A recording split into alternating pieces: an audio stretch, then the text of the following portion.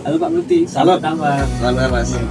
Oke Pak Bukti, ini ada pertanyaan nih Pak dari Cat Friend Semarang Pak. Dari Pak Bukti sendiri, prinsip trading Pak Bukti yang terapkan tapi minim diikuti oleh trader lain apa ya Pak? Kira-kira? Yang mungkin berani mencoba sih. Jadi mungkin itu belum tentu orang lain berani. Artinya kita itu dalam trading harus selalu berinovasi sesuai dengan kebijakan perusahaan yang ada. Misalnya nih sekarang ada fenomena saham-saham yang masuk dalam kriteria saham FCA. Yaudah kita coba. Mungkin tidak semua orang kan berani di situ. Kemudian ada juga tipe mungkin seorang investor nih dia mungkin membeli saham-sahamnya yang kecil dan kita justru kadang mainnya malah justru di saham-saham yang kayak warren atau mungkin saham-saham yang kurang liquid dan lain sebagainya seperti itu. Bagaimana cara Pak Bukti untuk menentukan out atau taking profit, terutama saat kondisi lagi cuan? Sebenarnya nggak ada batasan harus kayak apa dan gimana gitu, tapi yang jelas saya mencukupi diri. Kalau saya rasa itu sudah cukup, ya udah keluar. Dan di sini kita juga harus melihat kondisi market. Kalau memang tidak sesuai ekspektasi kita, ya udah kita harus ikutin arahnya market. Jadi aku nggak pernah mematok harus yang seperti apa gitu, enggak. Bagaimana cara Pak Bukti untuk move on, terutama saat mengalami loss? Move on.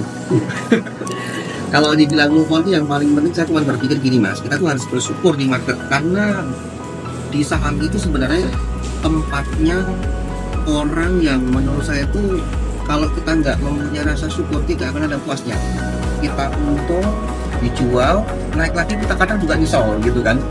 Nah tapi di sisi lain saya cuma berpikir bahwa yang namanya kita itu di market kita tuh harus benar-benar bisa mengkondisikan. Terlebih tadi kalau Mas bilang masalah gimana caranya move on, ya saya berpikir ini semua yang tak ambil tak dapat ini keuntungan ini dari market. Jadi kalaupun kita misalnya pas posisi loss atau apa, ya udahlah masih ada esok hari kita cari lagi. Kalau misalkan Pak Bukti nih bisa memutar waktu ke belakang, kira-kira apa yang diubah oleh Pak Bukti dalam trading Pak khusus? Kalau dalam hal trading yang kalau kita bisa mengubah beberapa tahun yang lalu adalah yaitu masalah money management. Karena waktu itu saya pernah udah ibaratnya profit jatuh lagi, profit lagi, jatuh lagi dan sebagainya. Di situ ketika nanti market pas ramai saya udah minim akan modal. Makanya kalau kita boleh flashback ke belakang, harusnya kalau kita pas cuan itu di withdraw dan mungkin di safety ke aset yang aman. Itu ya khusus trading. Kalaupun investasi saya juga pernah menyesal bahwa kita tuh penting banget di sana tuh harus kita sisihkan uang kita juga untuk investasi karena saham BCA misalnya tahun 2009 saya tuh pernah beli saham BCA, tetapi kalau kita akun sampai sekarang udah berapa puluh kali lipat gitu kan.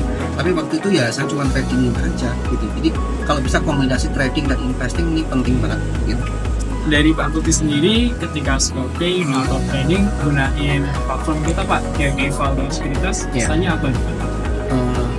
KB Foundry menurut saya saat ini bagus, cepat juga dan tentunya user friendly. Last question, advice Pak Bukti untuk para trader. Advice saya yang paling penting adalah pokoknya di market itu jangan pernah menyerah, kemudian harus selalu berani mencoba. Tentunya kalau kita dalam mengambil resiko harus kita sesuaikan dengan kondisi kita, kemudian manajemennya dibenerin gitu. Saya cuma berpesan bahwa yang namanya di market ini benar-benar kadang kita berpikir sesuatu hal yang nggak mungkin bisa jadi mungkin, yang mungkin bisa jadi nggak mungkin. Jadi yang paling penting adalah kalau Anda di market ini sebenarnya sudah berada di kendaraan yang tepat, karena di sini pun banyak cerita-cerita atau mungkin trader-trader bahkan investor-investor yang hidupnya berubah karena saham. Itu aja sih. Terima kasih. Baik Pak. Terima kasih Pak. Sama-sama. See you.